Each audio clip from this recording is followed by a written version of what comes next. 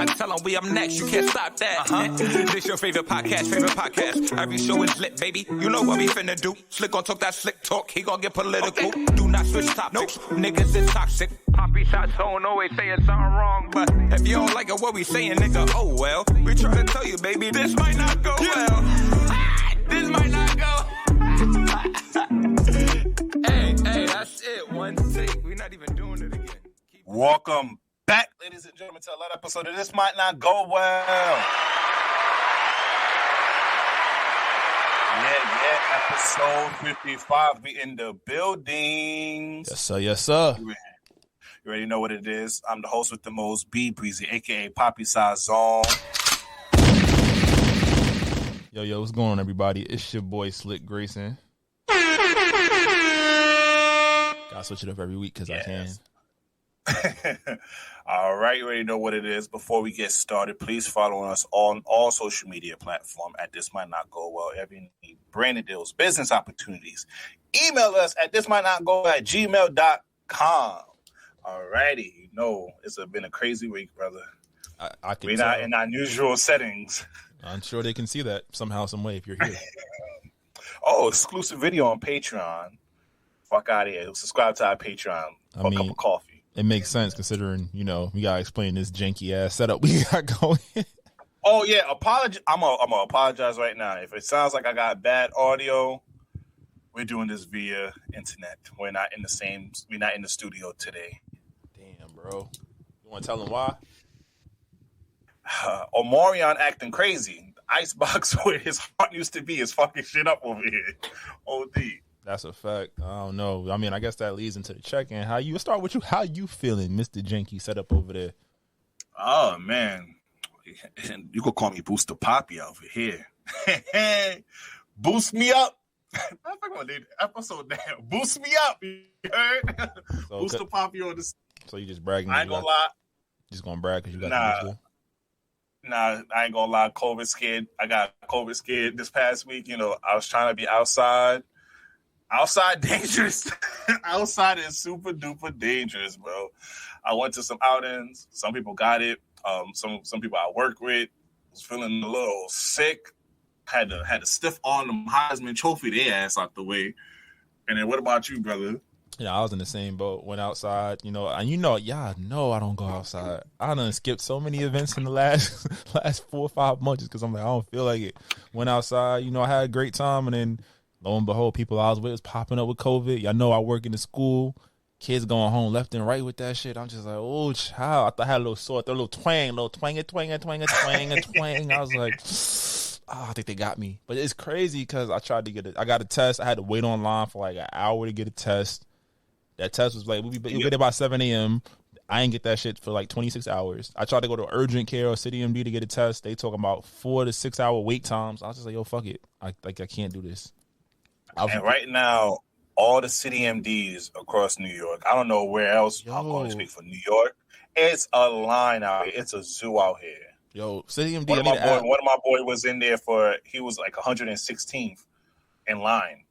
I was 69th. In Hartsdale. Yeah, I was 69th. I wasn't fucking with it. I was like, y'all need a better app. You know how they have, they come outside and just yell at you like, oh, if I don't have your name, you can't come in. I bet you right. Your number is 68. What does that mean? Come back in 4 hours. We'll text you. And you got 30 minutes to get in there. Not saying it's on the staff. They overworked. I think in my site, it was one doctor for those 70 people that were waiting. And it was at least 25 behind me. Not counting even the kids that was with them. It's scary, bro. But it's more reflective on the failures of the system. Because think of these problems. Economy is fluttering. We don't have enough tests. People are hoarding at-home tests. Like, you got to really go to, like, some mom-and-pop in-the-cut type pharmacy to get you an at-home test. It's insane. Your test results, we used to get them joints back, in, like, a couple hours? You're getting them back in 2 or 4 days now. It's like, yo, you would think in 2 years we would have had a better handle on how to manage COVID, and we haven't because we wanted to pretend like shit was over. And then that's not going to the everyday person who's like, being told to live your life. You can go to bars, you can go to parties, you can travel, you can do all of this. That's fine. But the people that are supposed to have our best interests at heart are operating in a very selfish manner. And I think that is very evident when you think about, up until today, student loans supposed to come back, even though the fact that people didn't have to pay for student loans was helping to stimulate the economy. When you think about the fact that, yes, students need to be in school, but also should they be in classrooms? Should they be in 30-kid classrooms when like 20% of the classes have students that are infected? And if you got the vaccine, you're going to pretend like, oh, you still can't get that shit, or you get it, you got to stay home. But if not, still come to school, potentially spread it. Like, yo, there's so many holes in our system. But the only things we could ever talk about is, the same old bullshit. We have to stimulate the American economy. Or, I don't want to have to argue with my people when it's time to vote. So I'm going to just give them whatever they want. You feel me? And those decisions never play with the black and brown population in mind. Oh, never. So and I'm not even surprised because it's the holiday season, so I already expected the numbers to go up because everybody was going to go travel and be with their family, and plus you already have the common cold spreading around rapidly. Besides that, so flu shot season, come over false negative. Yeah, flu shot season. But like this shit is reminding me of March 2020 over here. How the hospitals is looking, how City MD is looking. Yo, and this shit is contagious as hell. Niggas is lying about the numbers too. Like I said, I work in a school. You can't call the freaking what's the safety room or the situation room. You can't even get through to them because the numbers are so outrageous. You can't call. So the numbers cities reporting are skewed immensely, but they will never tell you that. You have to go to like Twitter. You have to go to some other third party sources, people that are on the front lines. I know this. So it's more or less. It's more. It's higher. It's much higher. Oh, it is much higher. And it's scary because when you really think about this, that means we're reporting false data. And we know that the goal is to not, not overwhelm the hospitals. But does that mean we pretend that people should be outside? And I've been in my field, like I look at it from all perspectives. Would kids be able, like if you were in second grade, now that means you were in kindergarten, first grade when kindergarten when the pandemic started, right? So you probably haven't adequately learned to read and write. And your parents probably don't know how to teach you that or have the patience and time because they got to work too. So they either got to miss work to help you get work done or leave you to fend for yourself and hope that you can get it. And you barely know how to work a computer. You can work a cell phone, but you can't work a computer, right? Yeah. So it's like, yes, it's damning to an adolescent trying to go to school virtually versus remote versus in person. But it's also damning if they get sick as hell and there's nothing that can be done for them. So as a collective, our system is failing. And if it was like they were in 10-kid classrooms where they could space out and there was a space to accommodate that, by all means, do it. Freaking going like these lines right now, you have to have freaking. I was walking to the crib and there were freaking coach buses that were converted into vaccine and testing sites, and there's lines down city blocks that are all the way from end to end packed. Because people can't go to City MD. They can't go to urgent care. They can't go to the hospital. They can't see their primary care physicians. We talk about the vaccine and the boosters. We say it's up to you to make your decisions. But whatever decision you make, you got to make sure that you are doing your part to ensure that this doesn't spread. Wear your mask. Wash your hands. If you have access. Wash your ass. Wash your ass. If you have access to at-home kits, use them. Don't just hoard shit out of selfishness and try to scalp. Like this is a public health crisis. Like you go from pandemic and we're still in crisis 2 years later, and the biggest thing is that we flubbed the idea of like making it out because everybody wanted so desperately to go back to some sense of relativity and normalcy that we just believed every piece of propaganda. Yeah, the cases are going down. You're vaccinated. You can't get it. No, you're vaccinated. You might not die, but you're still gonna feel like shit. You see, they just put you got your $100 for your booster. Nope. They said they put that out yesterday. You put $100 for a booster. I mean, I'm gonna take it because it's just like, yo, I got this shit 6 months ago. There's a reason they want you to take that shit 6 months later because that shit probably get weaker and they were getting new strains of COVID. Yeah, I mean, with the booster is I just don't like the conspiracy theory with the booster because I have not heard them once reported that if you get the booster or you get the vaccine, you would never get it. I never heard that in my life. I think we got to dispel that. We do got to dispel that. Yeah. Just because you have the vaccine does not mean you cannot get COVID. It helps you fight against it. That's why when I said I had to twang, I was like, whoa, this is all I get. Because I was sniffing like, don't tell me I can't smell and taste. I'm going to go fucking crazy. Right. Because, and then people still fighting, not getting it. And people still want to go outside. Because I know a few people who, I'm not going to get it. But they out every single where. And they got, and we got also like basically hunt down them fake ass COVID card people, because a lot of people are paying a lot of people to get the fake COVID card too. So I need them to address that system, because we got to get this shit under wraps, because I'm tired of living in the fear. I feel like our 20s is gone with this COVID shit, bro. It's shit crazy. Well, let's and the mental aspect as well. Let's dispel that notion. 28, 29, that's not old. Fuck that. I'm gonna stop making them old jokes. Even though you 39, about to be 40, you're gonna stop making them. Don't do that. But it's also see how young I look? They can see the baby face. They can see it now. Your jokes can't land no more. If you can see that, you want to see the video footage, go on Patreon. I'm about to say they gotta pay to see this. So if they're not paying, I don't care. I'm gonna still call your ass old. But nah, like real talk, like that's the craziest shit. Like there's so many flaws. Not even just like the healthcare system is lacking, the education system is lacking, the political system is lacking, and I'm just happy Biden pushed the loans back, bro.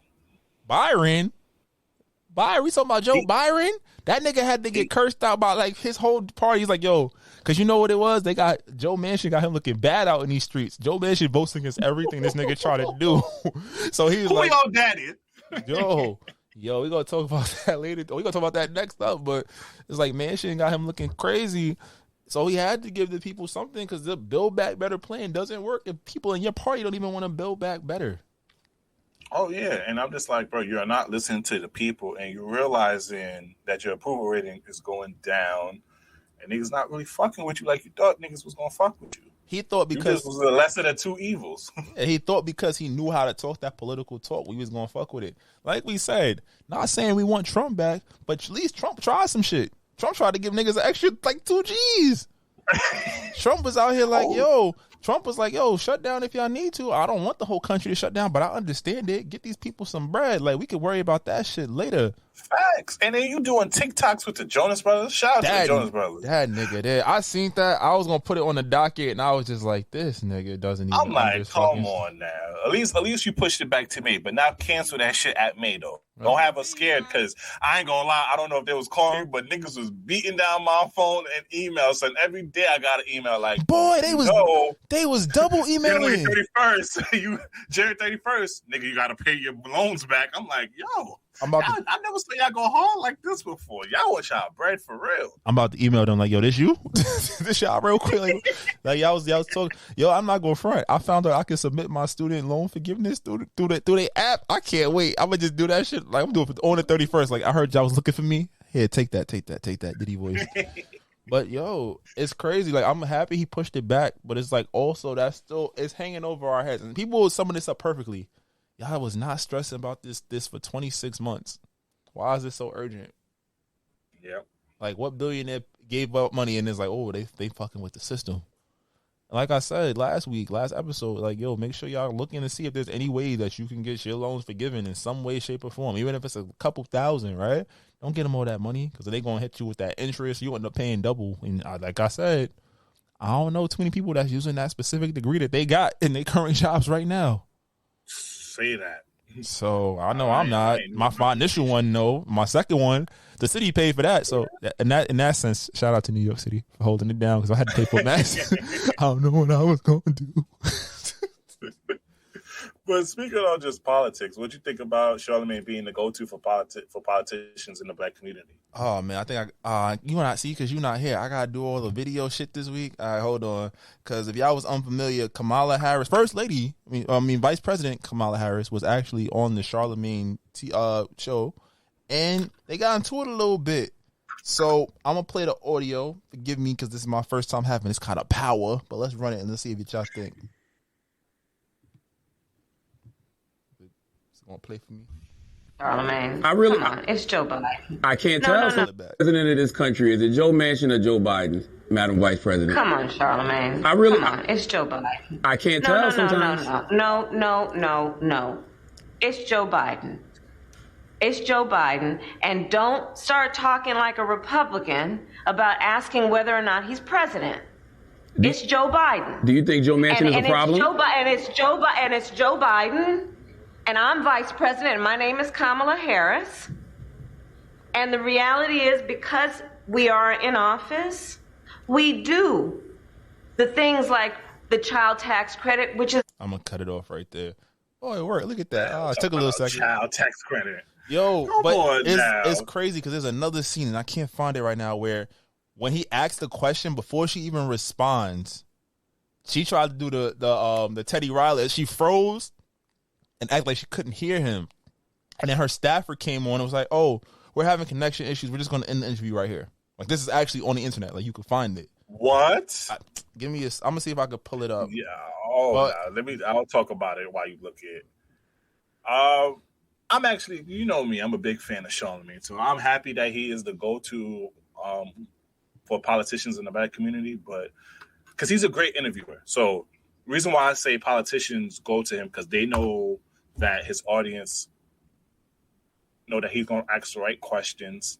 He's going to add a little banter, and it's going to end up most likely going viral. So I understand why they go to him. I just don't like what Kamala Harris was doing over here. She was doing a little sass. Like, obviously, she tried to put him in place. Charlamagne was joking.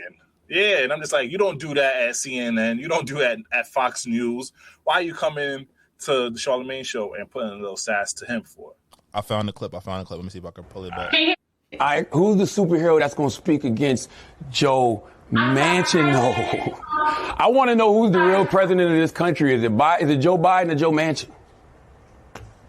I'm sorry. I interrupted. I don't think the vice president can hear you. It's Simone. I'm so sorry, Charlamagne. We have to wrap. She can hear me. You can hear me? Can you hear me now? Can you hear me, Madam Vice President? Oh, I'm sorry. We got to wrap. Oh. So I'm sorry to interrupt. They're acting like they can't hear me. Y'all see that? Yeah, like I told you, I was ready for this episode, boy. Yo, Ask the hot question, Charlamagne. Get on the ass. It's like if you could see her face, like it was very much like, yo, he really just asked me that. And she's like, do I answer this? Like, and again, no disrespect, she is the first Black and also female vice president, but it's also an accountability conversation. We wanted Trump. Trump was wilding. We all understand Trump was not accountable for any of the race riots, the rise in conservative violence towards minorities and just, other ethnic groups. Like, we understand that. And we realized we don't need Trump per se, but he was willing to have a stand. He whatever side he was on, he stood by it. He ain't talk political. He talked like he was some old rich country racist white man that moved into a gentrifying neighborhood and told the niggas to get out. Yeah, like that's him. Like, I'm not gonna fuck with the nigga, but I could, like, you know what? There's a piece of me that was like, ooh, we need him out. We was on the pod like going crazy over this man. But it's also like, yo, when shit hit the fan, it wasn't just a black and white thing. It was an everybody thing. He tried something. Joe Biden has been in a holding pattern. A lot of his campaign promises have not amounted to anything. The stuff that he's trying to do, Joe Manchin is pretty much like, yo, we're not doing that. Which, that makes it a great question. How do you react when a member of your political party is withholding you from making some of the from keeping some of the promises and making some of the progress that that platform you ran on? Like, how do you address that? Instead, it became, you know who the president is. Don't sound like a Republican. Like, you gaslighting him. You getting him out the paint, like discrediting what he's asking you. And that's never going to be beneficial, especially when y'all ran on a platform of for the people. You were going to come back and put America back together. America seems to be back into the same space it was in 2020, just with less open political communication. Exactly. So I'm happy for Charlamagne for asking a tough question, because one thing that we don't like to see what they're doing is pandering to the Black community. And they have done that multiple times. And I'm glad Charlamagne at least asks the tough questions and be like, hey, you're just not going to come on my platform and just galvanize people into supporting you blindly. Answer the question properly, and then maybe you'll get some general support. But you're not going to do what you did in your campaign, because right now we're not happy with the results that you're providing for us. That's a fact. It's literally like, and we are in probably one of the worst times in American history, because, again, it's a global crisis in a digital age. So we're seeing there's nothing that you can hide. You cannot twist these facts and be like, this is all that's happening. You can't just give us a bullshit number. Like, we really have 50,000 cases. We'll tell them 20,000. It's like, it's okay. This is good. They don't got to worry about that. No, this is craziness. And people are worried about what they're going to eat, where they're going to live, how they're going to pay their bills. How can they get tested? Just so they can know. And it's the holiday season, and people want to travel. People want to go see their family. People are going to do what people want to do. Don't you think it's in our best interest to just know how severe this is? So maybe they could be like, yo, we could do a Zoom this time. We could do a Google Meet.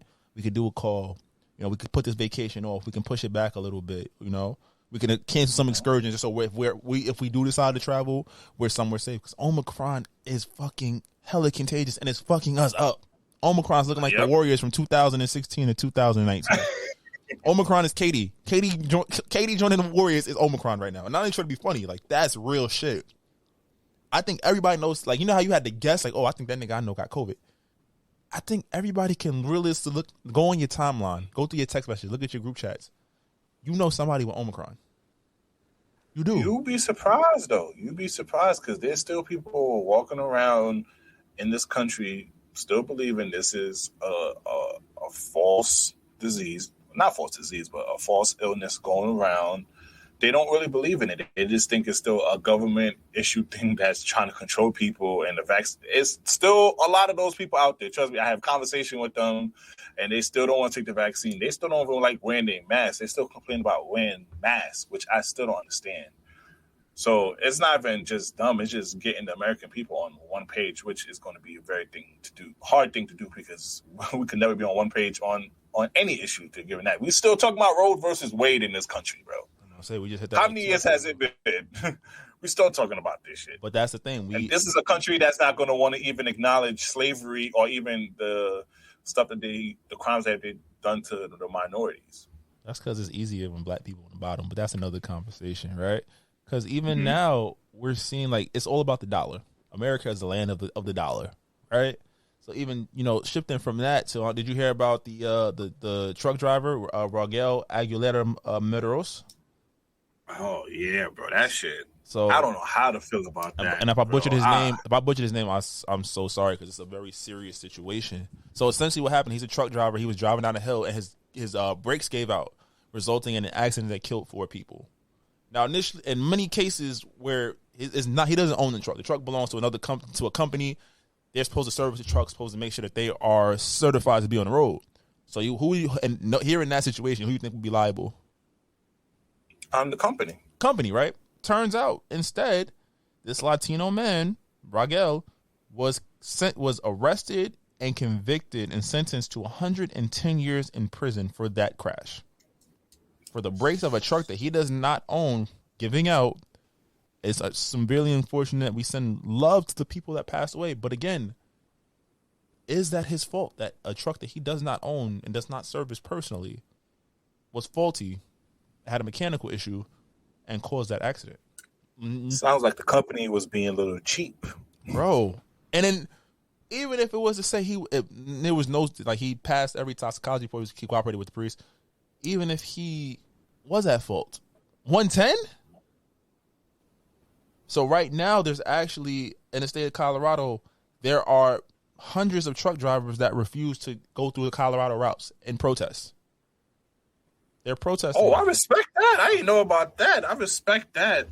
Even though condolences to the family, but I respect 100%. And this has very little to do, not little to do with Raquel or that family. We're not trying to diminish that fact. But look at our justice system. How is the company not held? That company should be paying that family and their relatives millions upon millions of dollars. That is 100% their fault. And this young man, Raquel, he has to live with this for the rest of his life, even though it's not his fault. How do you justify that? And as a judge and a jury, how do you justify that? What facts can you present to say that this was his fault without a shadow of a doubt? Or was it another case of the justice system saying this is a brown man, we are going to cast him aside, he'll make him the scapegoat? Because again, we live in an era now where everything is documented. You can get reports. It's easy to pull up the report of what happened with the truck, right? There's no money isn't going to make that go away. Are we really going to sit here and pretend like this wasn't like he's just not being a scapegoat? But also, what is this country celebrating a kid who killed how many people in Wisconsin?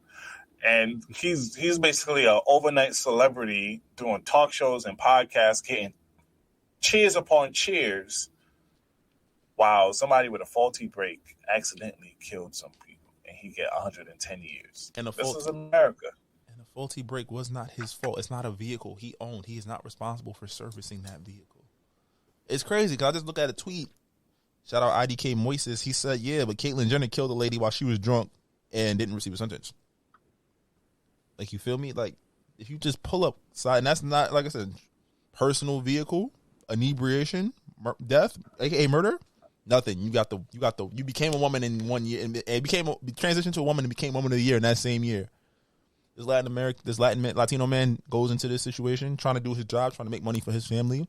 An accident happens that's surely not his fault, and he's tried 110 years, basically sentenced to death. Facts. Just so they can give him the life. And I hear some celebrities are rallying behind it. Shout out to Kim Kardashian. She's on it. There's been a lot of GoFundMes and other petitions for it. It's not funny. Hopefully It's not funny, but Kim Kardashian in the case, he'll be out in 3 weeks. Oh my God. We didn't even have this might not go well moment. This might not go well. Am I wrong? That's the thing. It's like, yo. Oh yeah, because once I feel like maybe the judge and the jury basically sentences him not only because he was brown, but also off the emotional case of the family. Because that's what they possibly might do in Astro Fest with Travis Scott. So they did that. But now that it reached the media news, and now they have to actually justify sentencing this man to this many years, it's going to look crazy in court. That's a fact. Anybody who appeals it is going to have a field day with this. So now they're going to... So you might be actually right now, because Kim Kardashian is shining a light on this. He might get out, and it might be a good chance he might get out, or at least get a reduced sentencing. So that's just crazy. And then fuck Kyle Rittenhouse, though. Homeboy doing a whole media tour. Yo, they brought son out like he was a WWE champion, bro. Like, it was crazy. Like, I'm gonna see if I can find out. He talking about he don't like LeBron. LeBron don't like your bitch ass. How about that? I ain't gonna lie. I'm coming aggressive this episode because I don't like some of the stupid shit that these Americans do. Because your audio messed up. That too. I'm upset. This is actually audio. I'm gonna see. Oh, we don't got the audio to it up tight. There's a video that shows Kyle Rittenhouse. I'm gonna just look at this, bro. They got boy coming out here like he's fucking a superstar. Cheering. What the fuck are you cheering? Wasn't he scared? Wasn't he giving you white tears? It doesn't look like he's too traumatized. He don't got a little PTSD over there.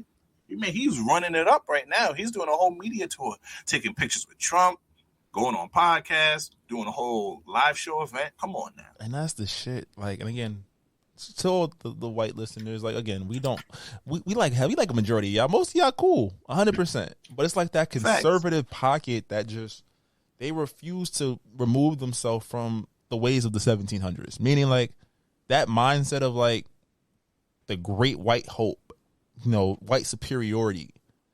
That idea that anything of a darker shade is a threat or a problem, that, no matter what happens, we are not in the wrong. I didn't like them here. I didn't like their face. I didn't like that hood. I didn't like those Skittles. I didn't like that toy gun. I didn't like the way he spoke to me. I didn't like the way he wore his clothes. I didn't like the car he drove. I didn't like how loud his music was in his headphones. I didn't like the sneakers he had on. I could keep going. But the people that I don't like, so I have the right to take away their life, that's who we have a problem with. Or support people or organizations or industries that put these people in danger. That's what we don't like. We can have. I don't like the nationalism that they have. You keep forgetting y'all are not natives to this land. Y'all have came over from Europe and such and migrated here. So this is not technically your land.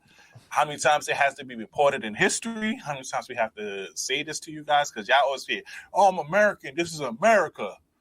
Y'all stole this country. Let this be known. Y'all have stole this country. This is not your native land. That's a fact. That's a Fendi. So it's just like, it's like it's already been. There used to be immigrants versus immigrants, if we're being honest. And then now it's just like, there's a portion of the country. Some of them smaller states, some of them rural states, even in New York, upstate, a lot of places where it's just like it's all white, where it's okay to just be ignorant.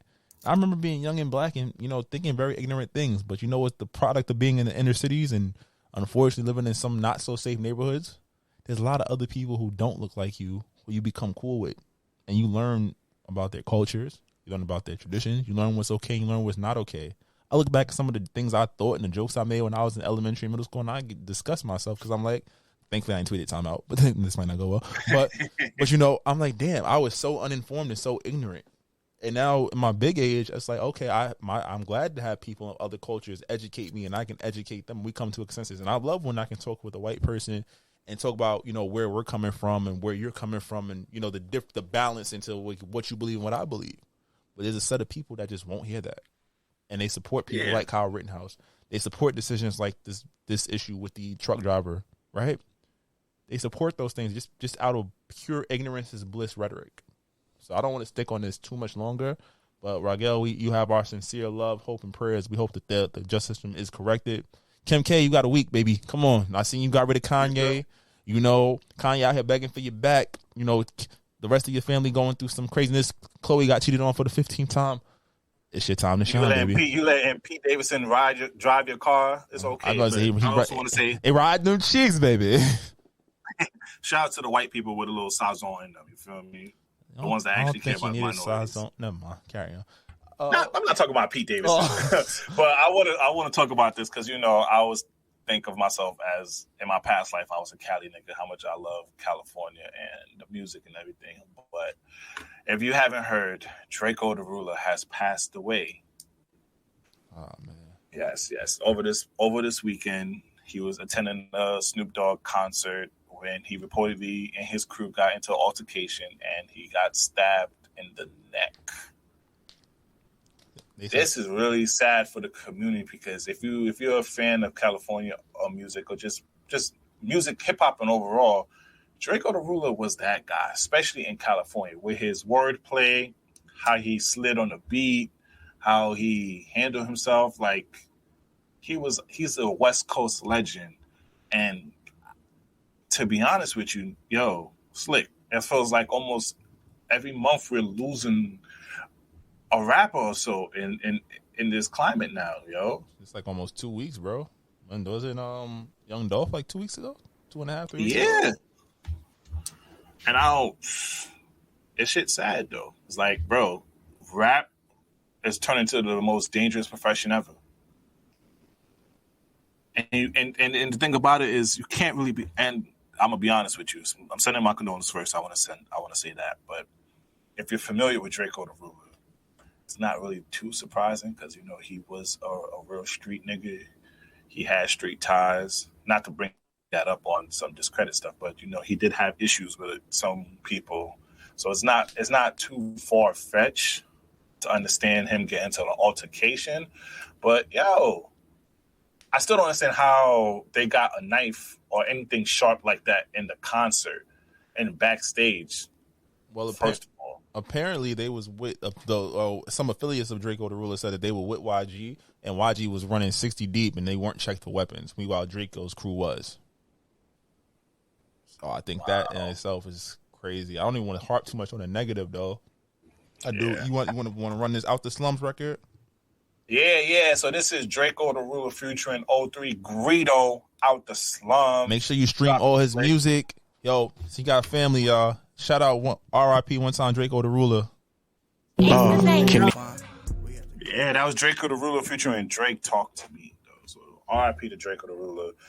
Sending my condolences to his family and also to the Stank team. Keep your head up, Rumble. You know the vibes. But speaking on a lot of deceased rapper, Black youngster got in trouble with the Twitter police, which is the internet, because he first got in trouble by performing. If you didn't know, Young Dolph was into it with CMG. And see, you don't know who's part of CMG, Moneybagg Yo, Yo Gotti, Black Youngster, et cetera, et cetera. So while he had a concert at a show, Black Youngster performed a diss track that he made when they was into it. And a lot of people on Twitter had something to say about it. They didn't really like it. And then after that, after people got him for that, he released a music video for one of his songs. And in the music video, there was something it was a tombstone that says Thornton. Now, if you don't know, Young Dolph's real name is Adolph Thornton Jr. So a lot of people thought he was taking shots in this music video against Young Dolph. Now, my thoughts on the situation is, are you not surprised? Why y'all mad or sad? Like, yes, as a civilian, you should feel like what he's doing is wrong. But on a street level politic, these niggas was really into it. Like, they really had beef. Allegedly, when Young Dolph got shot before, they said that some people from CMG allegedly had something to do with it. So they was not the bestest of friends, and they have had public and private run-ins with each other. So I'm not too surprised that Black Youngster is disrespecting him even after his passing. What's your thoughts, Slick? Again, street shit. It's not too many rules in the street, especially if that's the code by you live by. If your op died, we've seen it time and time again. Where not condoning it, but it's like in these experiences you see, like, yo, that's my op. I don't care. I think that, sometimes the high road should be taken, but in this case, if you're not at that point in your life, like, do I expect to hold you to a higher standard? Not necessarily. And also, I want to get at these fake activists on Twitter. If you ever go into a concert or a party and you sing a Little Durk or Chief Keef or any of these niggas in New York right now, and you screaming out some of their lyrics like "Smoking on Tuka," I don't want to hear from you. I don't want to hear you talking about Black Youngster disrespecting Young Dolph, because you're listening to music and rapping along with it when people are publicly dissing deceased rappers on their side. They're probably just not as famous as Young Dolph, but you're over here saying you're smoking on Tuka and all that other stuff. But you want to get on your Black Youngster for that. Hey, if you're not part of the streets, you just got to understand there's a different politics and a different unwritten rules over there. This is facts. I think, luckily some people can make it out the streets. And in this case, they can become even the biggest thing to ever come out the streets.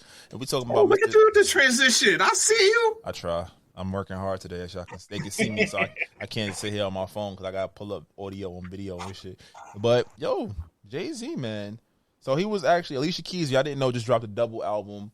I ain't listened to it. I'm not going to lie to you. I haven't. Heard good reviews. I'm not surprised. I think that's one of those albums that the Grammy board and the older artists love.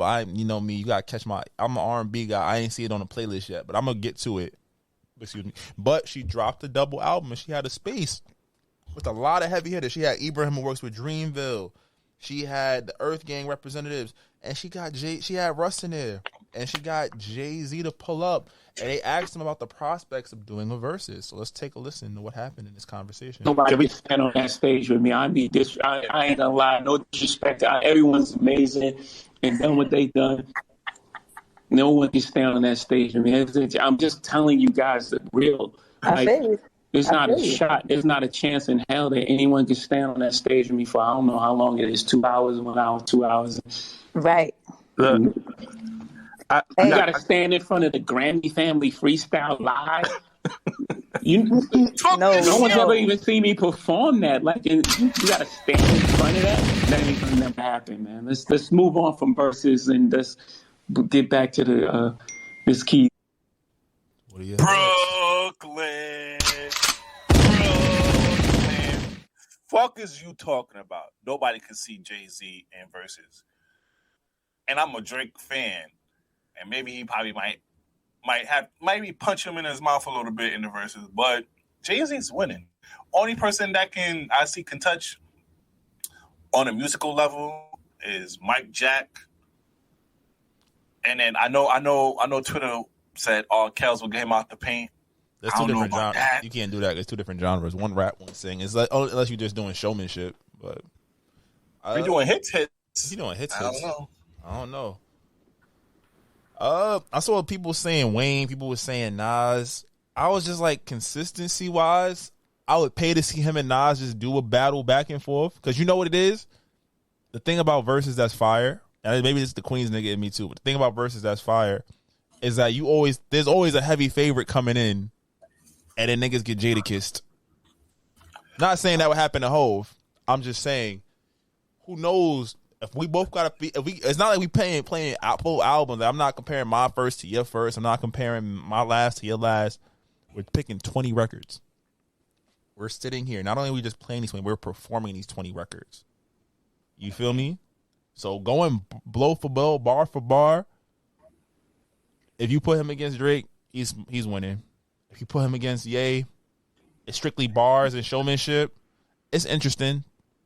But then, like I said, Kanye. Ye can't even remember his line. He didn't even remember his Forever line at his concert. I'm about to say, Ye produced it versus, the bars might not be as strong, but the production quality. So it's like, and Ye produced a lot of hope, so you can't even do that. You know how bad it is that Jay can just only play Reason No Doubt, and he probably beat a lot of rappers just off of that album alone. But again, there's not. It's standing room. It's not standing room only. It's like this is like the yacht club. Like you can only name 8 or 9 guys that could step in the room, not even the ring, step in the weight room with him and be like, all right, let's see.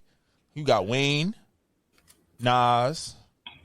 Not Nas. Nas just started releasing good music over here. Come on. Let's talk about it. Let's talk about it right now. You a disrespectful nigga. He finally released 2 albums with great beats on it. You disrespectful He has nigga. had We're not a gonna whole do this. history. We're not going. A whole career of you a picking disrespectful trash-ass nigga. beats. You a disrespectful nigga. Uchi Wally Wally is Uchi Okay. Bang Bang. We not doing So this. Hov don't got no shit he just made for radio. This is like, nigga, what the fuck? We all heard. Big Pimp. We all heard Magna Carta, Holy Grail. We all heard it. Okay. Or compared to how many albums Nas released with trash ass beats. So Nas Great got lyrics. King's Disease. Great lyrics. It was written. Lost Tapes. King's Disease. I don't want to hear King's Disease 1 or 2 in your list. Nah. That's two great albums. After that, Illmatic. It was written. Illmatic. It was good. written. Life is good. Come on, bro. Life is good. Distant Relatives went hard. And there was a different flavor. It's relative. I'm just saying. Yourself. You're digging in. But we're picking 20 songs. We're not playing full albums back to back. You tell me Nas can't come up with 20 songs with JayZ. Oh, don't make me do this to you because see, this is what happens. I make a point. You be like, don't tell me that. I'm telling you that this is a puncher's chance, and I'm saying there's 20 joints. 20 joints. Order matters. Delivery matters. Wait. What are you gonna do with PSA? I don't know. That could be one that's going right to. What he gonna do? What he gonna do with Money Cash Hoes? If we gonna talk about this, let's talk about this. What he gonna do with the takeover? He gonna play me. He gonna play Ether just for fun. Renegade. Okay. Run This Town. Okay. Song Cry. Okay. I said 20 songs. 20 songs.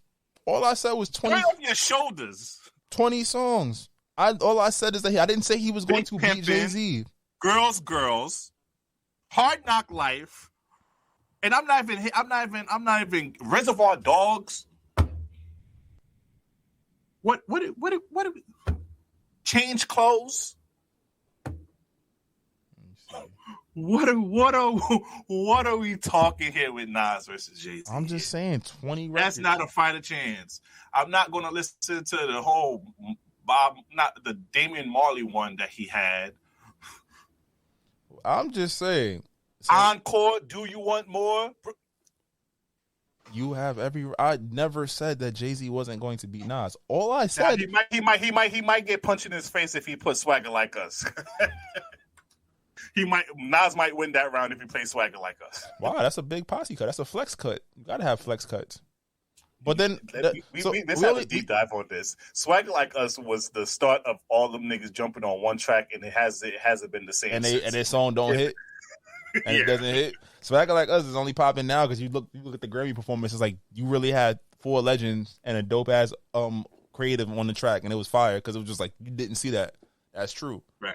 But I'm just saying, Hov. I'm not saying that Nas could be Hov. I'm saying that it would be 20 songs you could make it interesting. And again, talking about 90s Nas, like I said, Hov has a longevity factor without a doubt. He has the hit factor without a doubt.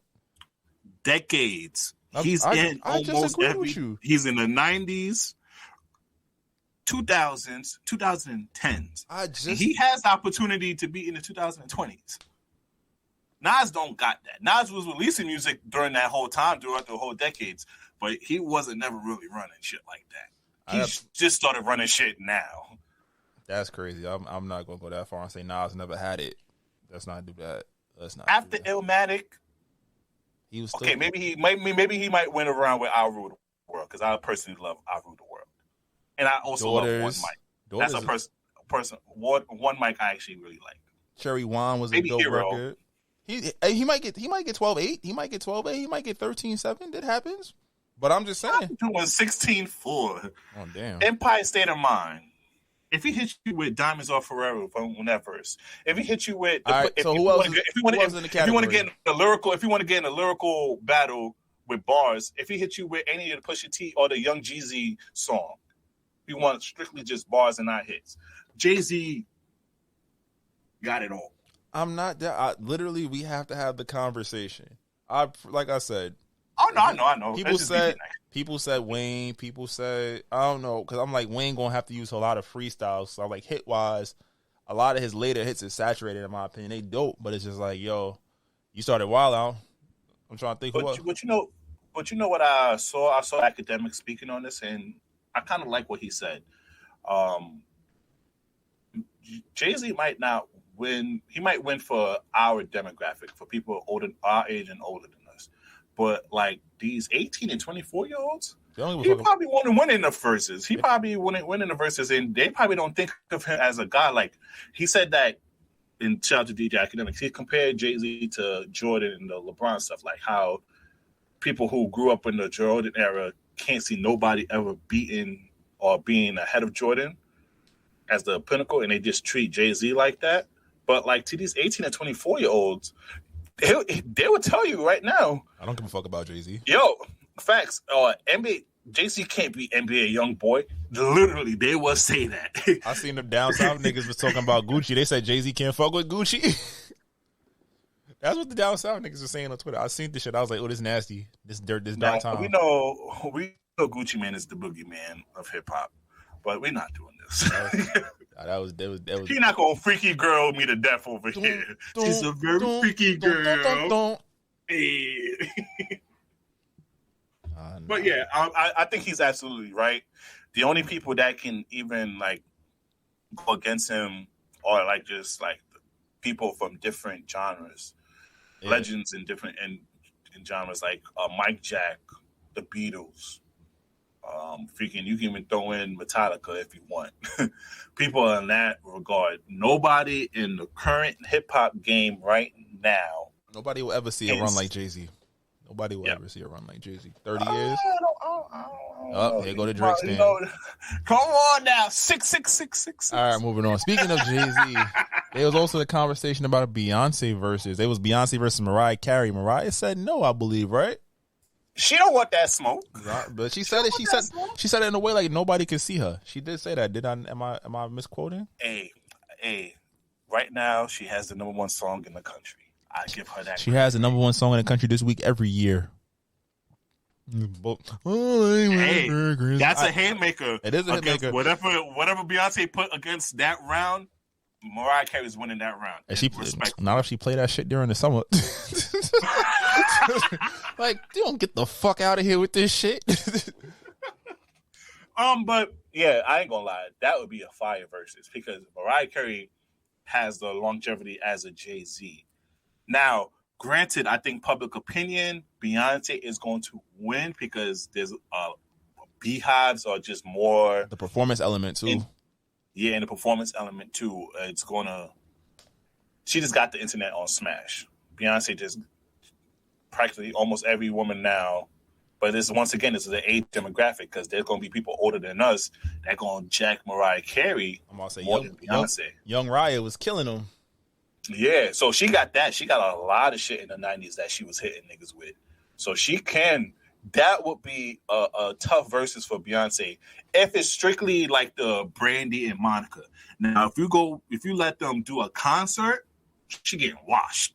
Oh, she wild out. Oh, no debate. But if they do a Monica and Brandy type of versus when they both sit there and play their track and sing along, right? Carey's up there with the vocals. And the riffs, Mariah, she gonna sit right there. You saw the video where she kneeled down in her heels and her dress and was signing autographs and singing at the same. I was like, what kind of fucking demonic shit is this? But nah. And the only thing I'm gonna say is, Alicia Keys, get the fuck out of here. I don't know what you're talking about. You could see either Mariah Carey or Beyonce. Respectfully, love you, love your natural skin. Get out of here, mama. I'm sorry. But is she not supposed to say that though? As an artist with some longevity, are you not supposed to feel that way? I'm still here too. Okay, Slick, you play basketball. Do you think you could take on LeBron? Well, I have not played basketball in like 3 years. First of all, But so we're not going to do that. you play ball. I'm just saying. I'm not saying. I'm saying that's like if. So you got Bron, and you got Jordan, and then Melo says something. Is Melo not supposed to feel that way? I'm not saying it's true. I'm not saying that Melo should feel that way or Alicia should feel that way, but I'm saying should you not if you got the longevity? Or you gotta remember what tier you are. You gotta remember what tier you are. You're not that guy. You're not that guy. You're not that guy, pal. Oh man. Hold on, wait. You're not that guy, pal. Trust me. You're not that guy. Okay. Yeah, you absolutely. So I mean, I don't know, bro. Because I want to get this straight. Alicia Keys is a legend. She's been running the game, but even with the legend, there's tiers to this legend shit. Like, she wouldn't say that against Mike Jack. She's not going to say she can go against versus Mike Jack because she knows there's a different level of legendary status with that. That's a fact. And respectfully, Beyonce is in a different legendary status to her. Alicia Keys is still a legend. Even though she did that bullshit when she called that nigga over a cup of coffee and knew his whole order like a You mean shit. she was stalking? Let's just call it what it was. Let's just be honest.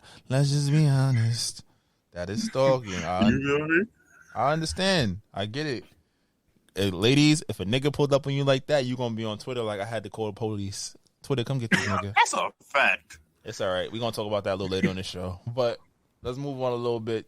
So, also speaking about legacy, Diddy has reacquired Sean John for $7.4 million. I mean, did we clap it up for my guy? I ain't gonna front. I had the little Sean John panel pants, the denim jacket.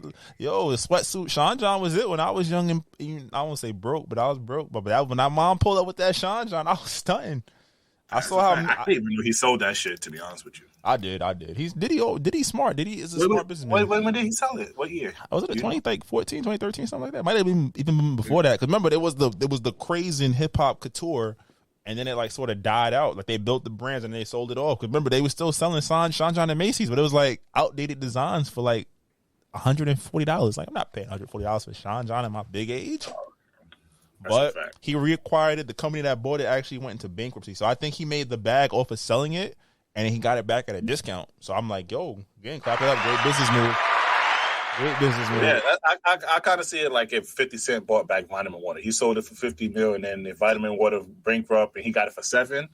Yo, take and that. And with his legendary status, he can switch it up and make more money. And you think about, look at Fila. Look at Champion. Things that was like, they was big, then they fell off. Like, oh, you wearing them shits. Now it's back again. All the girls in this pandemic summer had them big ass clunky Fila shits on. Fila just dropped the Dragon. Fila just dropped the Dragon Ball Z joints the other day. I almost bought a pair. I was like, let me see if they sell out first. If they don't sell out, then I can get them anytime. But I was like, yo, that's dope. They gotta bring back them OG Grand Hills. Crocs. Huh? Remember back in college, Crocs wasn't it? Oh, yeah, they just cut my ass. Like, you had these Haitian ass slippers on, boy. These shits right here, boy. Woo, let me tell you, boy. You saw them. And now you can't even walk outside without Crocs on. Oh, son, them fucking joints that came out last week, the Salah Brimbre, whatever his name is. Pardon me if I said it wrong. Them shits is reselling for like $500. Crocs, foam. 500 of the big ones? Nigga, I know you lying. Them shit's fire, though. Them shit's OD fire, but foam. $500, my boy. Ooh. But baby. Yo, I don't know. I gotta see who's on the design team. He got the ends where he could actually, have dope ass models. He always had dope models for his product. But who's the designers now? What you got? Because fashion trends have changed since 2010, 2012. Whenever the last time Sean John was fired, you feel me? So I think he just acquired this to build his legacy. He knows that he's getting older. He can't really do all the music. Now he can still do music stuff as producer wise, but just like creating music like that. So I think now he's just trying to acquire everything that used to be his or create some new stuff and really build his legacy so he can pass down to his kids. And also I want to say happy birthday to Kim Porter, R.I.P. By the way, happy belated, by the way, Shout out to all of them. Big facts, big facts. Before Did you see the Jake Paul fight? Boy, I didn't want to see it. I was at the Spider-Man premiere. Shout out Spider-Man. Oh, that shit was fire, dog. You seen it? I saw that. Yeah, I saw it on Monday. That shit was gold. If you ain't see it yet, the niggas that you was hoping was there, they was there. But that's the only spoiler I'm throwing out there. But that nigga get me tight though. I ain't gonna lie. I love the movie, but I love it as a movie watcher, but as a human, Tom got me all the way fucked up over here. I ain't gonna lie to you. Oh damn! I guess we don't give a fuck. But Jake Paul beat another nigga. That's all you got to know. It was fixed. Let's talk about Spider-Man for a little while. Fuck that nigga. Anyways, how I get you fucked up? That movie was amazing. No. Movie, like, the movie wise is great. Love it. But just as a human, Tom wanting to help these villains out and end up almost fucking up the whole fucking world over here because of that and listening to his aunt. But that's Spider-Man's character. Spider-Man was always helping people. He never wanted to kill. He wasn't on his Batman out here just fucking up poor people. That's why Green Goblin is smoking on Aunt May. Oh damn! That's another spoiler. If you ain't see it yet, remember I just said one thing inconspicuously, but yeah, no, that's 100% facts. But I think that this was, what's dope about this? If you really watch it, all 3 Spider-Man Marvel movies are just his origin story. Because at the end, you see he got his new little costume, he got his new little setup. He's kind of in the same place that Toby and Andrew were at the end of their first movies. Like now, he's officially an authentic Spider-Man. There's no Stark tech. There's no. Oh, by the way, spoilers. Sorry, I guess we just went there. Fuck it, who cares? Right? Niggas know already. If you was on TikTok, if you was on TikTok, you could find all the scenes if you ain't see it yet. But I think all my niggas seen it already, so I don't give a fuck. But there's no Stark tech. Niggas don't know who he is anymore. He lost his girl. He lost his best friend. He lost his aunt, as you said. Crazy ass, like I wonder if they're gonna bring Uncle Ben into his. He doesn't have Uncle Ben because remember that nigga was like, "Who that?" I was like, "Y'all niggas really said ain't no Uncle Ben?" Because they was like, "What Uncle Ben say?" That nigga look real stupid. Like Aunt May just said it to me. And I was like, but I think that was dope because it was like, all right, we've seen Uncle Ben die twice in the past couple movies. It makes sense that the MCU Spider-Man would be on a different path. And I want to say, y'all niggas are disrespectful on Doctor Strange. Like, he's not one of the most strongest niggas in the MCU over here. Because I saw niggas walking out when they was giving a trailer to the new Doctor Strange. That shit look stupid. Not ill. That shit look crazy. Because that shit, nigga, rumor has it, the Fox X-Men is about to be in there, bro. You might see Hugh Jackman and Patrick Stewart in that bitch. And they, disrespect my guy like he's not that one. Yo, son, I'm gonna go see Spider-Man at least 2 or 3 more times off the strength of like you think about event movies. Endgame was an event. Star Wars: Rise of Skywalker, even though the shit was terrible, was an event. Fucking Lord of the Rings, the ending was an event. Game of Thrones was an event. This is 20 years, bro. I was in, what was it, 3rd grade or 5th grade when Tobey's Spider-Man came out. So the fact that at 28, I was lucky enough to see every incarnation of Spider-Man that I've seen on the big screen in live action come together and get busy with it. Like, first off, I'm putting it on wax. Andrew Garfield's the best Spider-Man. He's the best Spider-Man. Oh, no. He's the best Spider-Man. And I'm gonna tell you why. His villains are not even lit. But that's his movies suck. And I think the fact that his character was aware of his movies sucking is perfect.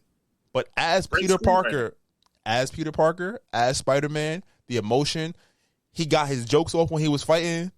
Like, that's what Spider-Man is. Tom Holland has a chance to get there because, right, like, again, this was literally just 6 hours of origin story, his 3 movies, right?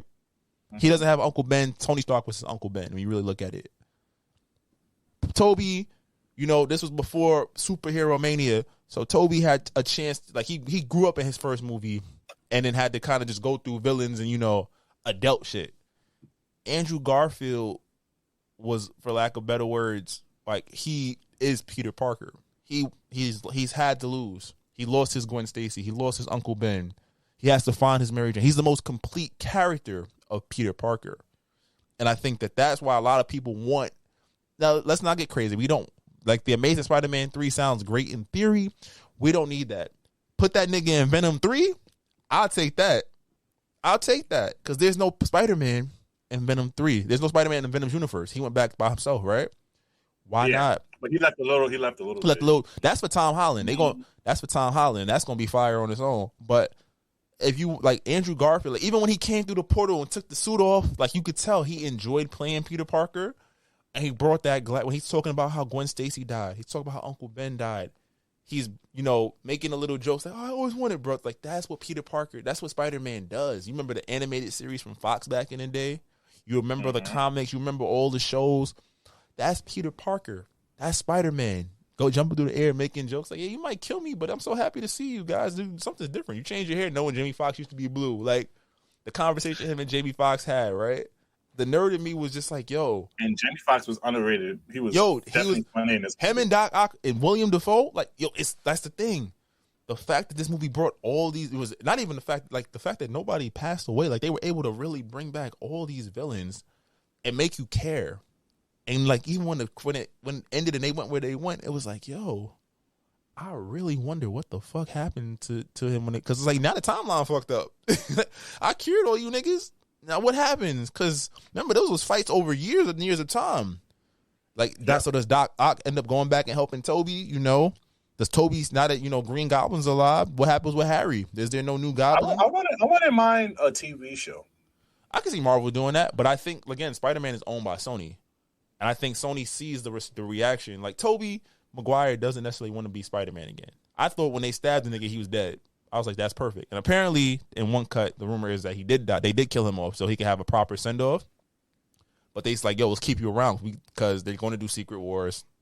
They're going to do other events where they could possibly bring them back. That's a money play.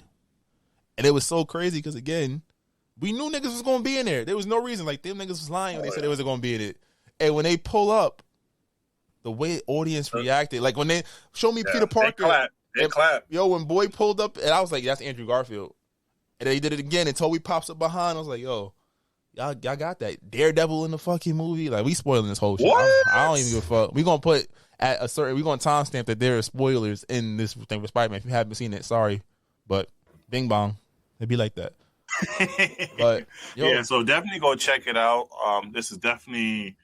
It's an event. This definitely gave me the Marvel movie feel. Like I ain't gonna lie, I love Shang-Chi. And I ain't gonna lie, let me correct because we got flack in the last episode because we said that Shang-Chi was just all right. I still ain't watch it. I'm gonna watch it during this break. But it was a great movie.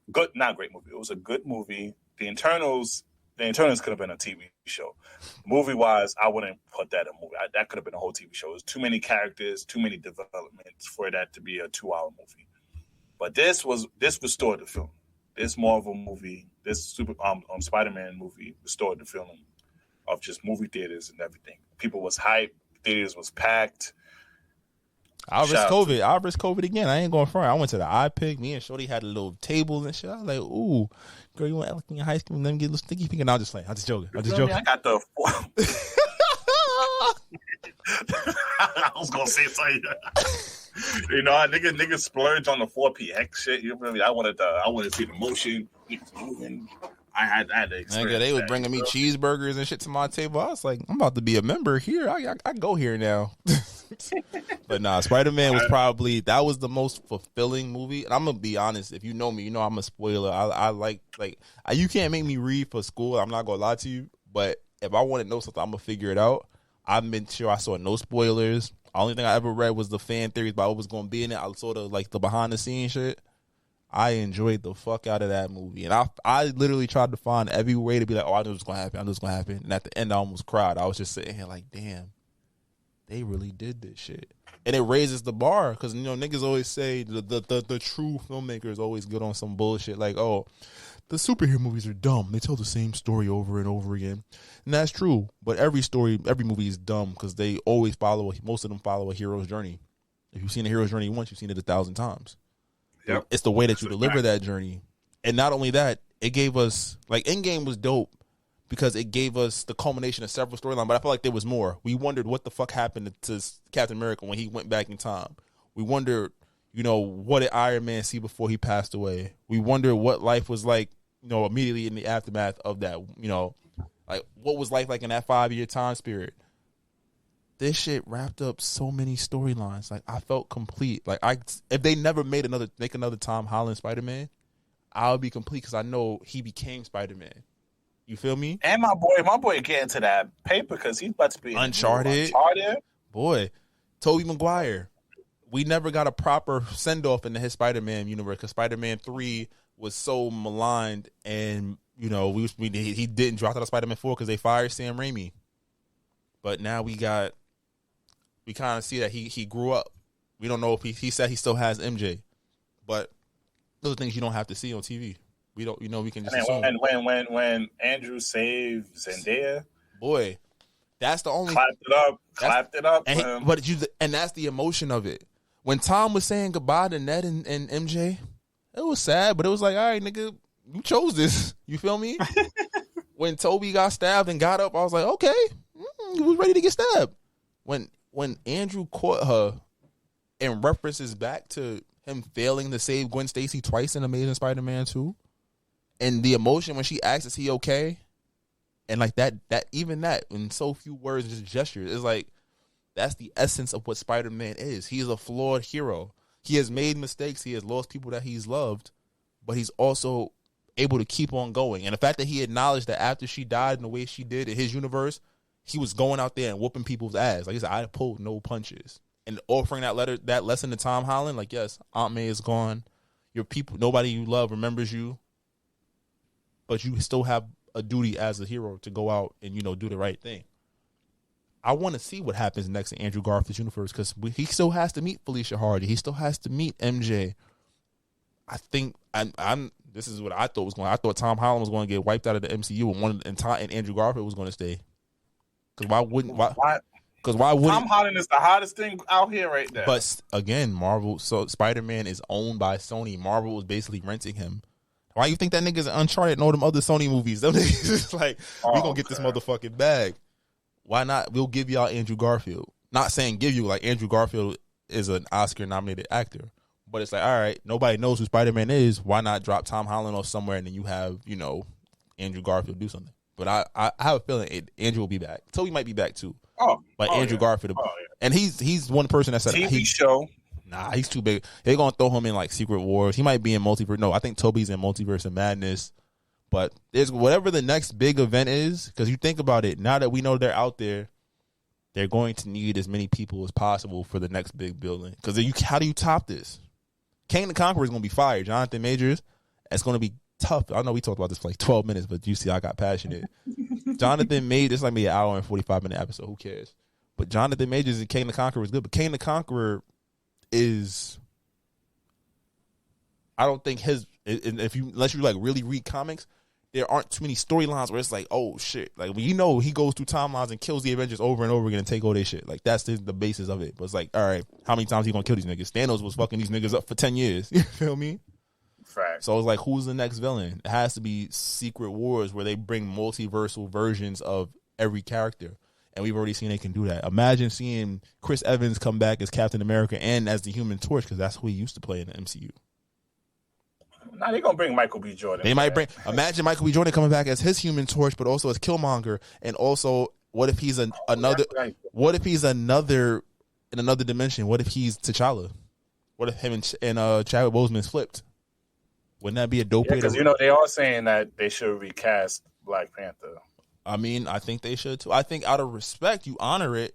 But Marvel also, again, with the multiverse, they just flipped it. It's like, yo, we could bring in another T'Challa from another universe. Why not? It doesn't have to look just like him. And it can still be an honor. Like, so in this universe, I died. What was I like? And they could tell him how amazing Chadwick was. And now he has something to live up to. You feel me? That's Marvel. Cut the check. Marvel, cut the check. I'm here, Marvel. What's up? Holla at your boy. What's good? All right. Now, speaking of things not being good in the hood, y'all, I don't know if you heard the news, but Megan Good and Devon Franklin have broken. I think his last name's Franklin, right? That's his last name? Yeah. So they have broken up. So if you're unfamiliar, about 9 years ago, Megan Good popped up with her preacher boyfriend, husband, and they've been riding strong for a long time now. They were in that goals category, which we'll also get to a little bit later. But, news came out that he filed for divorce this week. After 9 years. 9 years. Oh, he about to come up off a grip. Oh, that's a fact. But I don't know. What's your thoughts on that? I mean, it seems they kept it classy. Both of them post the same picture on Instagram saying that, nobody really cheated. They just think it's better for them to separate. First of all, I don't even know what she was seeing him in the first place, because didn't they do the whole celebrity stuff? You a hater, nigga. I don't know what you said. Oh, of course. I'm hating. OD. But that I just felt like they were, from the get-go, they was from two different worlds. Like, he came from the whole church background. Not saying that she wasn't religious. I don't know her like that, but you ain't never see her. No, she was making good. She was never dropping Bible chants on the timeline. Yeah, she wasn't. Have the booty cheek out there while she talking about palms, whatever the hell you say it, psalms, whatever.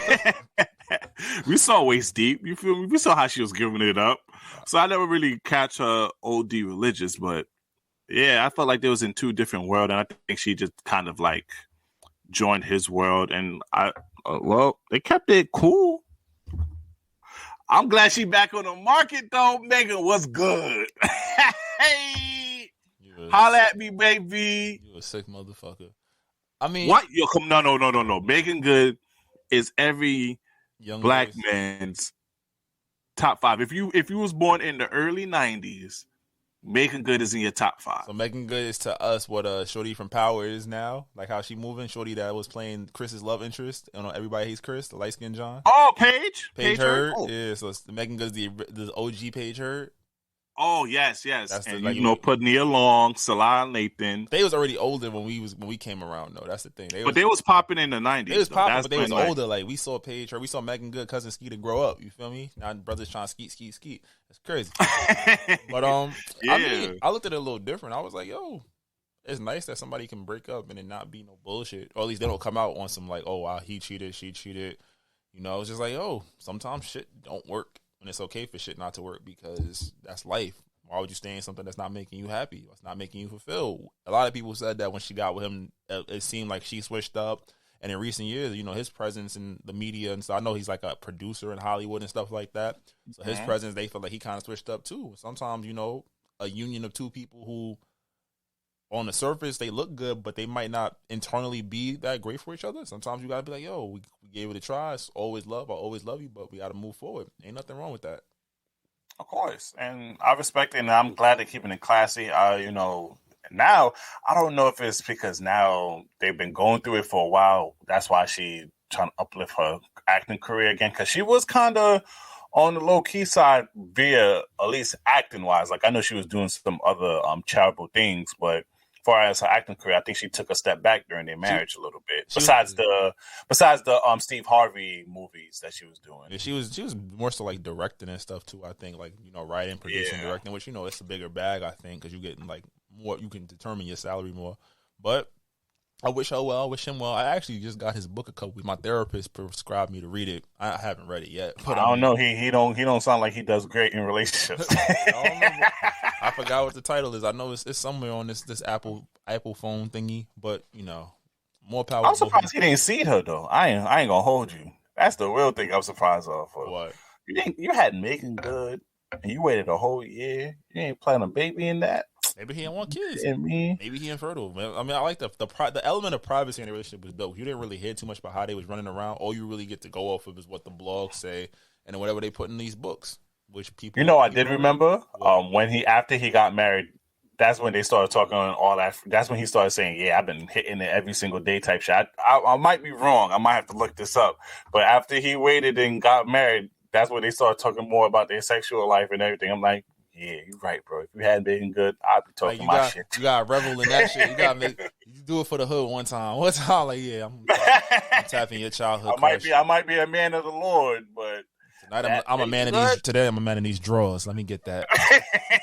Facts. But nah, I think even keeping that moving, talking about dissension amongst the ranks. Big Sean finally shot back at JayZ, man. Let me pull these clips up, bro. So here's what Big Sean had to say. He went to Drink Champs with Nori and DJ Effin, and he had to get his shit off because if you are unfamiliar, Kanye said some shit. Kanye basically said he's the person he regrets signing the most is Big Sean. He continuously took shots at Big Sean and John Legend on his Drink Champs episode, which is like 4.5 hours long, just about their lack of support for him. So here's what Big Sean had to say in response. Hold on, but let's just take it at a time. Uh-huh. When you first heard that, what did you think? What was the first reaction? At first, I thought it was hilarious. Right. I thought the shit was funny. Right. Then I took it personal. Right. Cool. I took it personal because I'm the only artist who's put out 5 albums under Good Music. Cudi left a long time ago, business-wise. You know what I'm saying? And they still clicked up and linked up, right? So I'm the only artist who put out 5 albums under Good Music. I'm the only one who put out back-to-back-to-back number ones, platinum albums, double platinum albums, platinum album. You know what I'm saying? And and by the way, being signed to Kanye is a golden opportunity. Right. It's something that he changed my life, and I love him for that. But every time Kanye has called on me, every single time, no matter what I was doing, within 1 day's notice, I'm wherever he's at, bro. And whether it's to contribute to him in the studio, whether it's to contribute a line, write a verse for him, he just take maybe parts of the verse, maybe the whole verse, maybe just to help him with his vibe, like just to help him catch a vibe wherever he's at in the world, bro. I've traveled around the world for this man every time he's called, and have done this and not asked for publishing a lot of the times. Why? Because he gave me a golden opportunity of signing to Good Music. Right. A lot of people have signed to Good Music. I just want to keep that in mind. But not a lot of people nobody on Good Music has put out 5 LPs and back-to-back-to-back number ones, right? So for irony's sake, in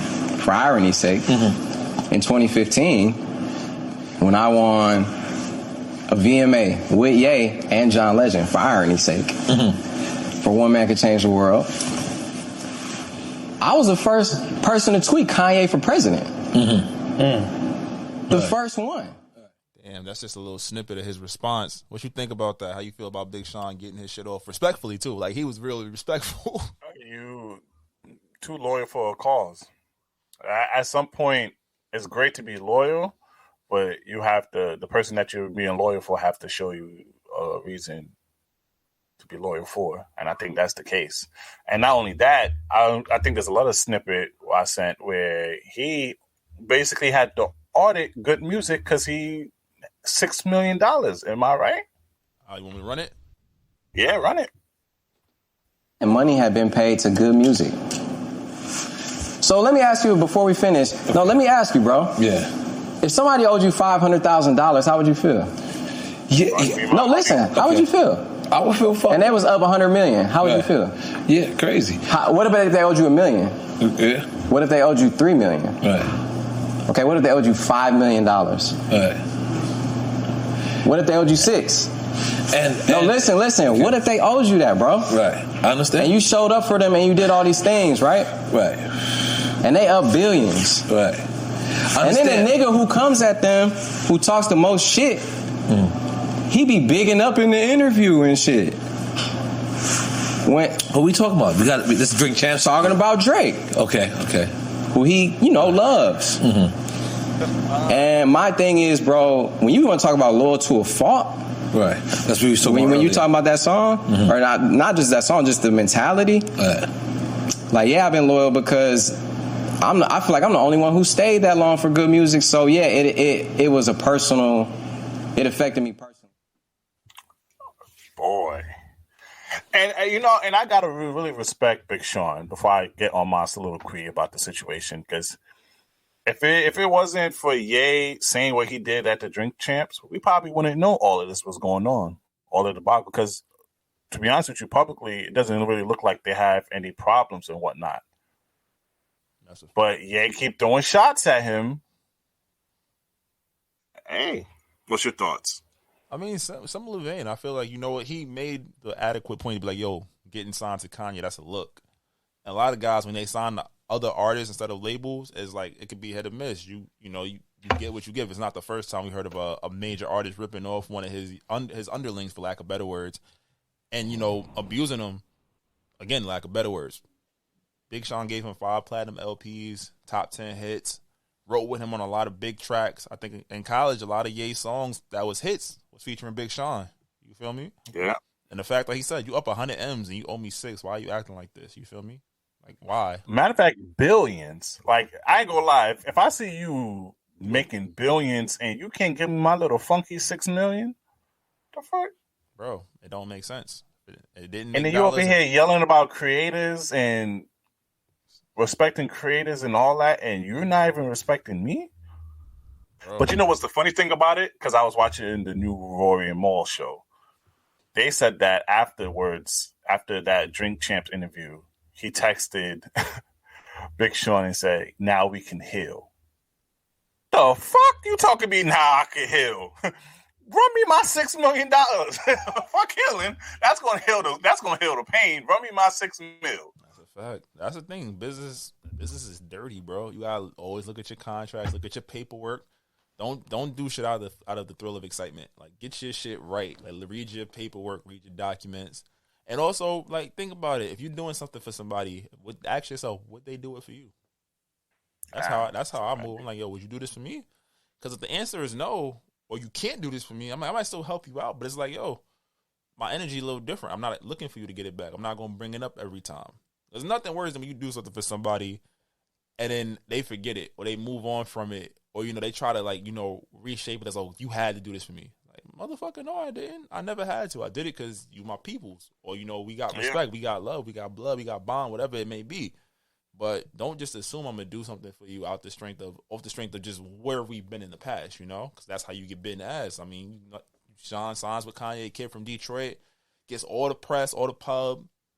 Kanye probably looking at that like, yeah, I helped you eat. Niggas was talking about you when you didn't have mainstream media push. They was like, oh, this the kid Kanye signed, we gonna rock with. I remember the BET Cypher. I was like, who's Big Sean? Then I went and found the tape. Super Duper Lemonade was a vibe. Like, he had bops, and he came out full throttle on his next couple projects. That Hall of Fame album was not Hall of Fame worthy, but that's neither here nor there. But, like, he was putting out consistent bops. He had consistent energy. He had consistent great features. He had standout verses on standout tracks produced and written and used by Kanye West. And it's just like, damn, bro, what am I really worth to you? That's what you really got to, it's just a sign. Evaluate the relationships you have with people. And if you feel a way about some of them, address it. Because you never know when somebody's going to start talking greasy and it's like, wait, ain't you talking shit when, am I not the reason that you where you at today? Or I'm not trying to big you up to where you at today, you feel me? So I think that's just And I think he was stuck in a hard place, because he did sign him and he do look up to Kanye, so he never really wanted to break that bond. And I think this would have kept going if he didn't, if Kanye never went on Drink Champs and did what he did. 100%, because he's not even signed to Kanye right now. But I bet if Ye needed some help before this issue came up, he would have been right there. Exactly. So I'm sending heal energy. Since Kanye said, now they can heal, I'm sending heal energy to both parties. And I'm excited for Big Sean because that tape he made with Hit Boy was fire, and I'm really excited to see what independent Sean is going to do now. Because I feel like, speaking on the top rappers, I put Big Sean in that top 5. Oh, we've had this argument before. I don't know. Yes, I put him. The accolades and the stats, and nobody else besides the 3 is beating him as far as stat wise and albums. Who you putting in the top 5? All right, I think it's the time of the show where we tell people to go get off YouTube. I just think it's that time. I don't even want to. Not disrespectful. He might be top 7. It's 5. Top 7? Wait. Okay, just give me. You don't have to put them in order because we already know the 3 is Drake, Kendrick, and J. Cole. Yay. Who else? Yay still up there. Nah. I'm talking about the new niggas because you can't put Ye. Ye is with the old. I've enjoyed Wale. Talking about people in that. In that generation. I've enjoyed a Wale project. Wale project way more than I've enjoyed. Wale's in my top. Wale's in the top 5. I hate this nigga. I'm not gonna lie. I do hate him, but he do get the streets jumping. I'm like, for the street niggas, Meek. Niggas love Meek. Over Big Sean? Stat wise, he's not beating Big Sean. Stat wise, I don't give a fuck. I'm talking about impact. What you talking about? Impact? What's Big Sean's impact? Outside of Detroit, what's his impact? His don't equal impact though. It's a lot of niggas with hits that he has plenty of songs. He has plenty of hits impact. With Ariana Grande. Impact. He has impact. What you mean impact? When the last time you played them shits? When the last time you kid to hear them shits? I'll still play I Deserve It featuring Party Next Door. I don't. Big Sean got one album that I feel like has stood the test of time, and that's Dark Sky Paradise. That's not even the album that people really like from him. That's one album I feel stands the test of time. That's the one with the hits. What about 28? What about the collab album with Jhené Aiko? It's divisive. I love it, but it's divisive. A lot of people don't like that shit. People think it's no, they do. They've been asking for a new one. Yeah, there's a fan base for it. I said I like it, but even then, it's like, does he make that project swing? Or is it like the harmonies and that putting him in a different element? That's more of a Jhené project, in my opinion. Detroit 2 was pretty good to me. I don't know. I like Detroit 2. I know a lot of people didn't like it compared to the first one. And that's comparable. I decided it was good. Double or Nothing was good. No, it wasn't. No, it wasn't. No. No. You're not. The new shit. Double or Nothing. I hated Double or Nothing. I was excited for it. I forgot what single he led with, and I listened to that shit. Go Legend with Travis Scott. We go Legend. I know Legend. Pussy So Good with Cash Doll. Pull Up and Wreck with 21 Savage. Pull Up and Wreck was cool. The rest of it. Even the Odds with Young Thug. It was a 10-track I put list. Thug up there. I put Thug in my list for the AT. I feel like he's not part of the Drake generation. I'm saying like from the Drake generation. He's been out since like 2012, and he's been on a run. That's why I'm trying. Right. I'll let you have that. I'm trying to, like I said, like I could argue why Sean would be 6'7". He could probably take Meek out. You could drop Meek, but I was just saying in terms of like that street shit and him just having a run of just memorable music. I can't remember Big Sean in the last 5 years putting out a memorable song since anything that was on Dark Sky Paradise. It was like his bars is up there. Like I'm not going to discredit his bar. I'm not going to disregard. You know, as a fan, if you're a Big Sean fan, you would enjoy it. But I'm just like, damn, I don't remember a Big Sean record or a Big Sean joint just like shutting shit down for more than 2 weeks. If that makes sense. Oh no, he did. Whatchamacallit? Let me see. What besides I Don't Fuck With You, he had the Ariana Grande song that was fire. That came out in like 2015, didn't it? We said in the last 5 years. Like I said, I think they even date 2015 though. I think they dated like 2017 or something. I'm just saying, like Dark Sky. Bounce back. That's not so good. Okay, that was a good one. I woke up in Beast Mode. What album is that? Which one? Bounce Back. What album is that? I Decided. Okay, I Decided. I did like I Decided. I'll give you that one. But I'm just like I felt like it didn't have staying power. Like, I haven't played nothing off that shit in a while either. There was some records on there that was cool. I feel like he always has like, after he has a good album, he tries to come out with this lofty vision for his next project, and it just misses the mark. Not like a big miss, but it misses enough that I'm like, I'd never have to listen to this again, and I'll be A-okay. And then the Wolves track featuring Post Malone. And then I Got the Moves. She make a move. She make the back move. When the last time you listened to that? I make the titty move. When the last time you listened to that? They play it in the club. I've never heard that. I know I don't go to the club often, but when I do go, it's always a pop. I've never heard that shit. And one thing he said it on the Drink Champs, the one man can change the world, even though that's not Dark Sky Paradise. Okay. That's Dark Sky. I said he has 1.5 really, really good projects in my opinion. That you could really say, you can go back and say bump. First 2 albums was a couple of singles that I really like. I will never play the whole album. First album it didn't even sound like a him album. That was just Kanye blessing him with beats. He fucked them shits up. Of course he did. But you know what I'm saying? Like, you don't really go back to that first joint. Finally Famous. Okay. That's what I said. Like, I mean, I respect he's it. in that Wale, he's in a Wale category. You could nitpick about like, all right, yeah, they're great rappers, but they in my top 5. I Rubik's Cube that motherfucker. But I think it's that time. All right. I think it's time for It's that time. Tell him, let him know. If you listen to this on YouTube, please exit out right now. Please go onto all the popular streaming platforms such as Spotify, Stitcher, Apple Music, Google Podcasts, Good Pods, everything. You know what time it is now. It's the people's favorite segment. Oh, Slick, drop it. I can be toxic, but so what? You gonna love it here. Shit, what is you talking about? We have fun over here. It's very fun here. All right. You know what it is. It's a TSA, Toxic Service Announcement. We got a couple. You know how we do. We do 2, and then we have that extra one on Patreon. So go subscribe to go listen to the extra Toxic Topic Volume 3. Big facts, because y'all be looking, but y'all don't be signing up. That's why we ain't putting shit out, because y'all ain't here. What's going on? What's up? Y'all love this shit. Y'all don't want to hear. It gets spicy there, because y'all pay for it, so we get crazy. But y'all don't want Facts. So, our Bing Bong episode, we talked about the couple goals of Miracle and Tyler. But, now there's a new couple goals coming along. Shout out to India and Lil Durk. Lil Durk finally popped the big question to India. Clap it up for them. Big facts. But I came across this tweet. And we had to talk about it for the toxic segment.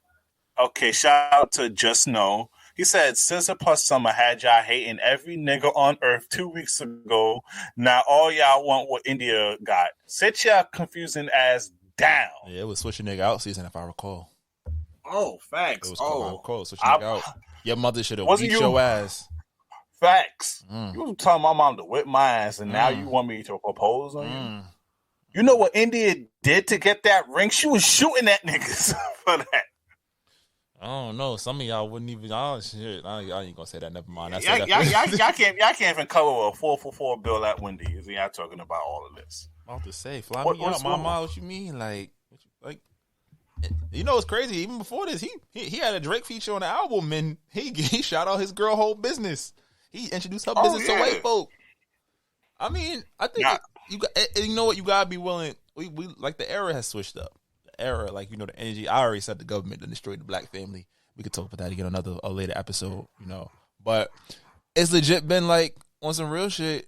A lot of women, not all. Again, we don't generalize here. Remember that. Look me up. Yeah, generalize here. But a lot of women have been raised and kind of set up to kind of just focus on the idea that they don't need a man. And they just want the perks of a relationship without being willing to put in that work.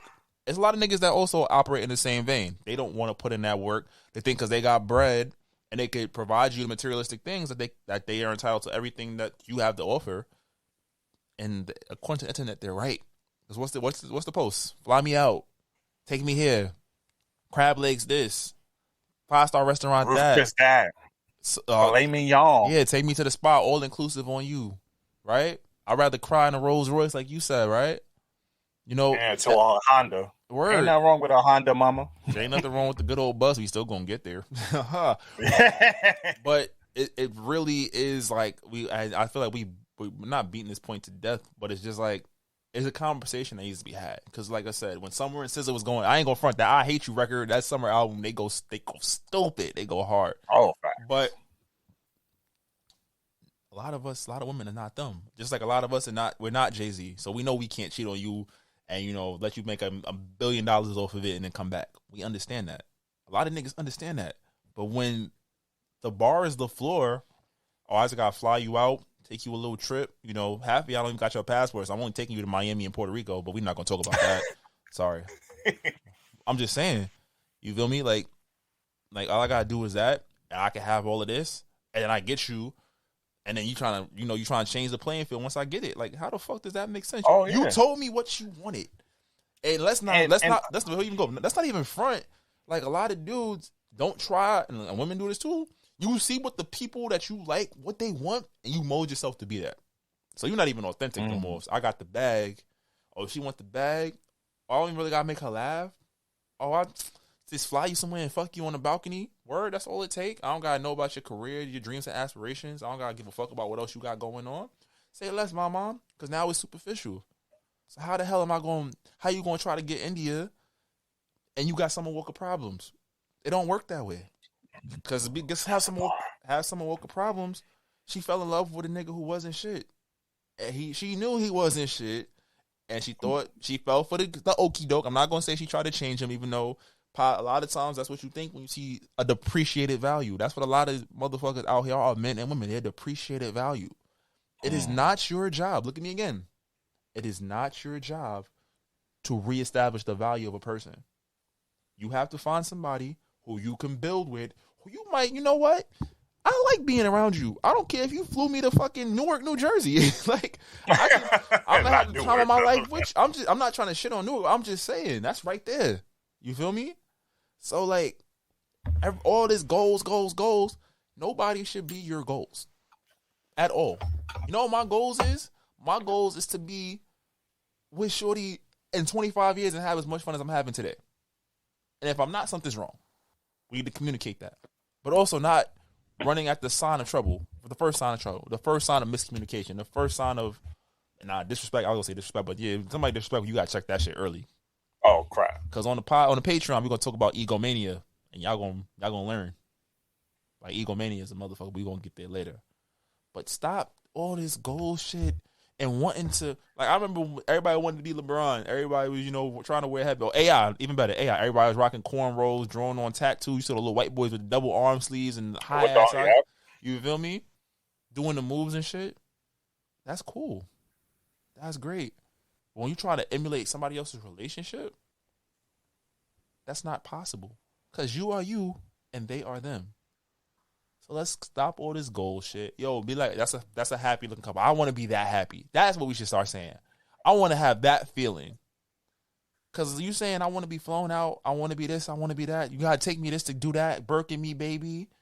That shit's fine and dandy. To you with a motherfucker you don't want to be with. And now you stuck because you got a baby. Or that nigga's beating your ass or vice versa. That woman is psychologically tormenting you and you feel like you got no way out. Or because you wanted goals. And this again, depreciated value was trying to offer you that. Fuck all that. Be right with yourself and find somebody you like. And I guarantee you, it might not happen immediately, but I guarantee you, all them fake ass goals, you're going to be that. Y'all are going to be able to do all that shit and more. Because you're not just over here trying to be envious of what somebody else got. But B, go ahead. My fault. I was ranting. My bad. Oh, man. You just gave out a whole soliloquy. I like that.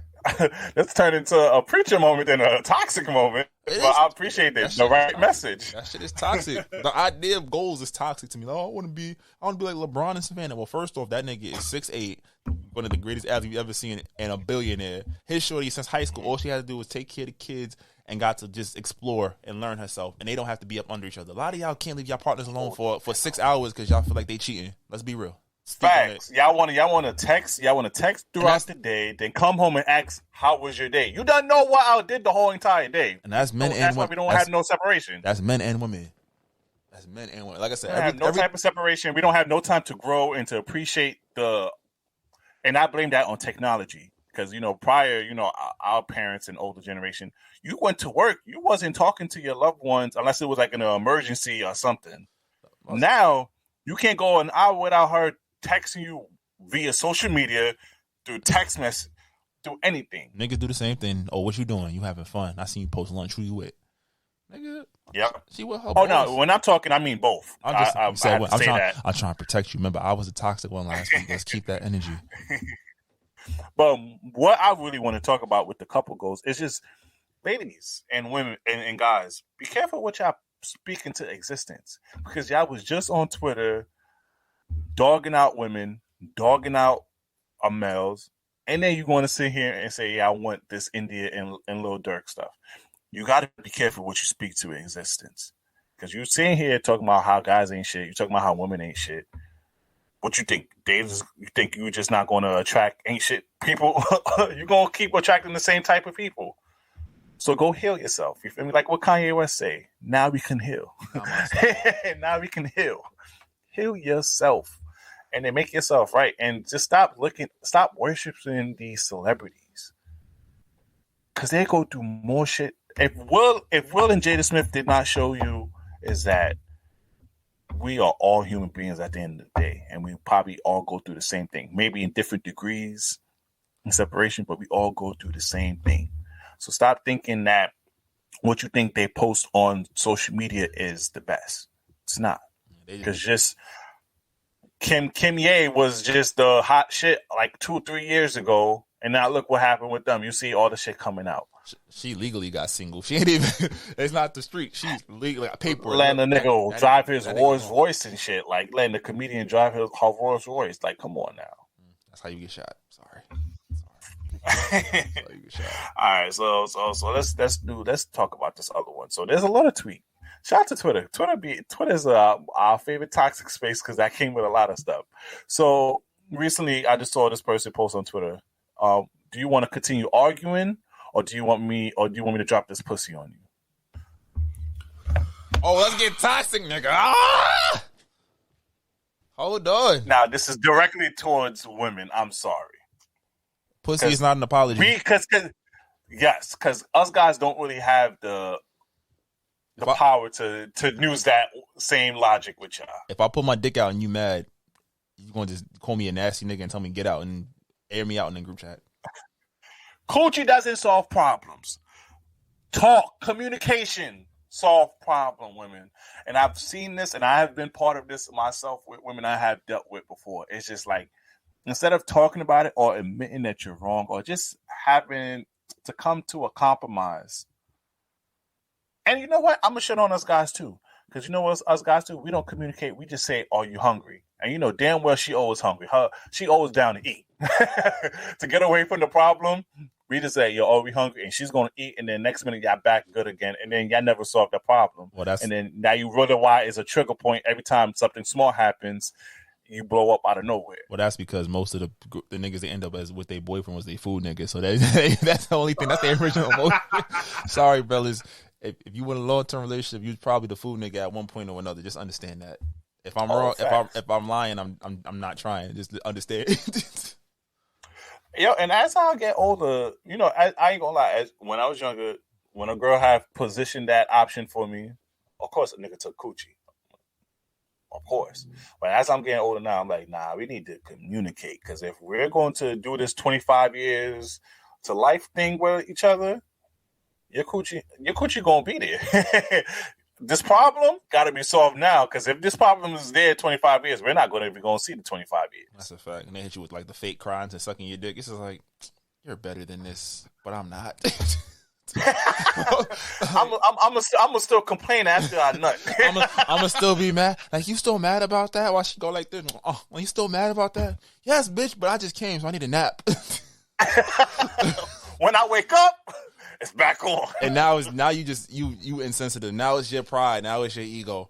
Like, no, I was mad. You distracted me, and you assumed that now I can't be mad anymore. There's nowhere in the rule book that said this is how it's supposed to go. Yeah. I just think that communication has to be key in relationship. I know it sounds cliche. I know it's been said multiple times, even in books and podcasts and interviews, but it really is. Because I ain't gonna lie, as a person with some of my failed relationships, it was because we never addressed problems. Yeah, you never talk about it. You know, and you know, you so into the person that you just want to make it work, so you just sweep it under the rug.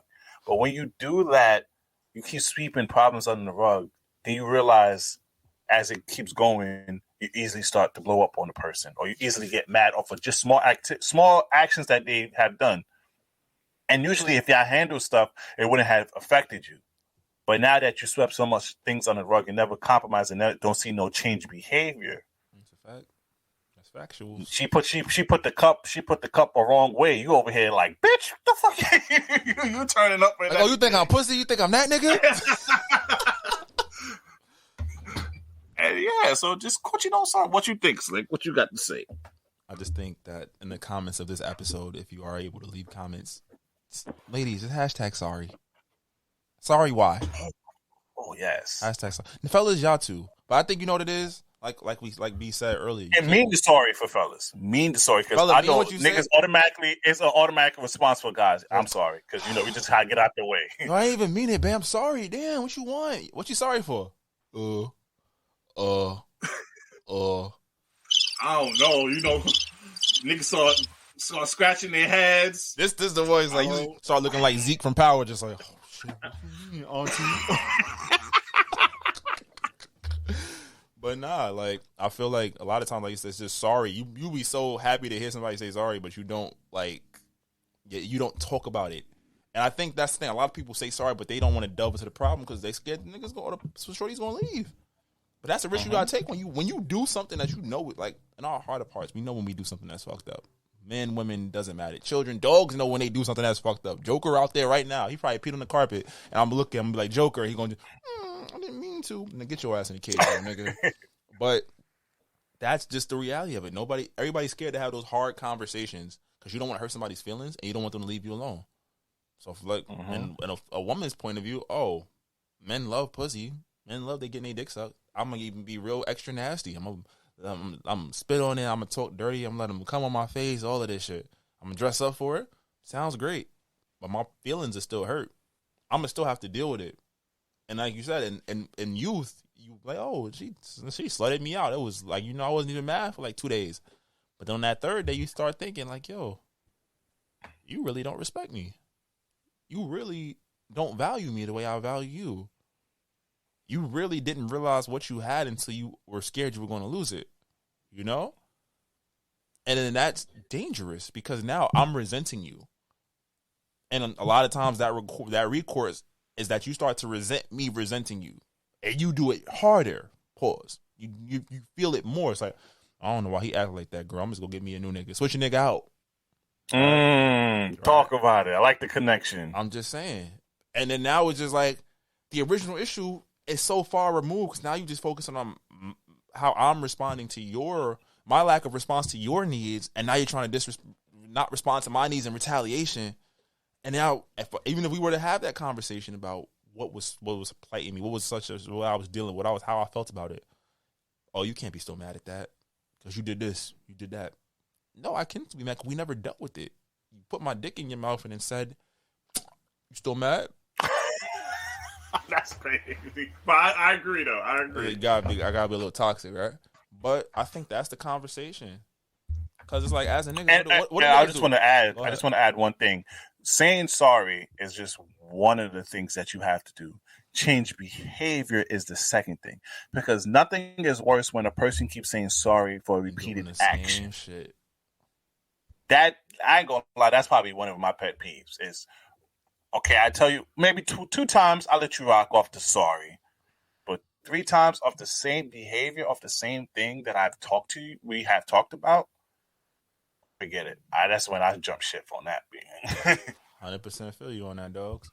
But that's really what it is. Like, yo, say sorry, ask why you were upset. Even if you know, because it might be deeper than what you assume it might be. And that's the thing. Everybody says everybody quits in a relationship because everybody tired of that shit. They don't want to fall into those perpetual cycles of nonsense.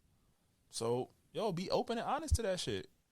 I feel like we gotta give them we gotta be a little ratchet. You got a little ratchet one we could throw out real quick, or we real serious? These two toxic. We almost took 2 hours on this pod, now we over 2 hours, bro. We definitely it's the holidays. Might not be an episode next week. Who knows? We might just maybe drop part 1. Now we can't do part 1, part 2. I'm not editing all of that. I'm not gonna lie to you. But you know what? If you want us to talk more about this, subscribe to our damn Patreon over here. It's gonna get wicked. You feel me? So, it's the holiday weekend. You feel me? So we want to wish everyone a happy holidays, whatever you celebrate. Kwanzaa. I know Hanukkah is finished, but you feel me? Christmas, celebrate all that good shit. Bomb. About to say, man, drink up, eat up. Please be safe. Remember, if you're traveling, double mask up, glove up. Like Omicron is fucking awesome. It's like Debo and First Friday, bro. That ass. So where your chain at? But yeah, you already know what it is. I'm the host with the most, B Breezy, aka Poppy Size Zone. Yo, it's your boy Slick Grace, and y'all have a happy holidays. Be good. We out. Look out. Try to tell them we up next, you can't stop that. This your favorite podcast. Every show is lit, baby. You know what we finna do. Slick gon' talk that slick talk, he gon' get political. Okay. Do not switch topics, niggas is toxic. Poppy shots don't always saying something wrong, but if you don't like it, what we saying, nigga, oh well. We try to tell you, baby, this might not go well. This might not